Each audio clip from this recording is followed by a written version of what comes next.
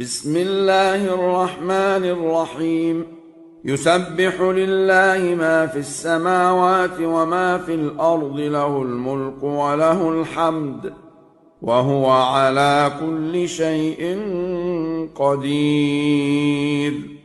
هو الذي خلقكم فمنكم كافر ومنكم مؤمن، والله بما تعملون بصير. خلق السماوات والأرض بالحق وصوركم فأحسن صوركم وإليه المصير. يعلم ما في السماوات والأرض ويعلم ما تسرون وما تعلنون، والله عليم بذات الصدور. ألم يأتكم نبأ الذين كفروا من قبل فذاقوا وبال أمرهم ولهم عذاب أليم. ذلك بأنه كانت تأتيهم رسلهم بالبينات فقالوا أبشر يهدوننا فكفروا وتولوا واستغنى الله، والله غني حميد.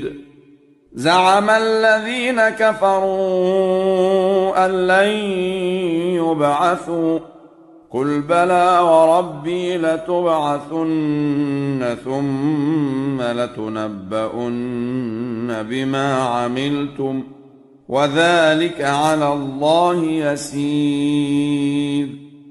فآمنوا بالله ورسوله والنور الذي أنزلنا، والله بما تعملون خبير. يوم يجمعكم ليوم الجمع، ذلك يوم التغابن. ومن يؤمن بالله ويعمل صالحا يكفر عنه سيئاته ويدخله جنات تجري من تحتها الأنهار خالدين فيها أبدا، ذلك الفوز العظيم. والذين كفروا وكذبوا بآياتنا أولئك أصحاب النار خالدين فيها، وبئس المصير. ما أصاب من مصيبة إلا بإذن الله، ومن يؤمن بالله يهد قلبه، والله بكل شيء عليم.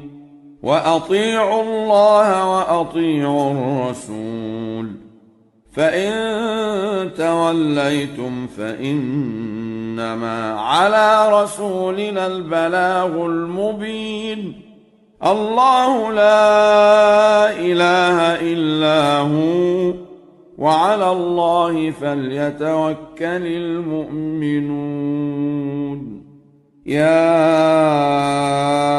أيها الذين آمنوا إن من أزواجكم وأولادكم عدوا لكم فاحذروهم، وإن تعفوا وتصفحوا وتغفروا فإن الله غفور رحيم.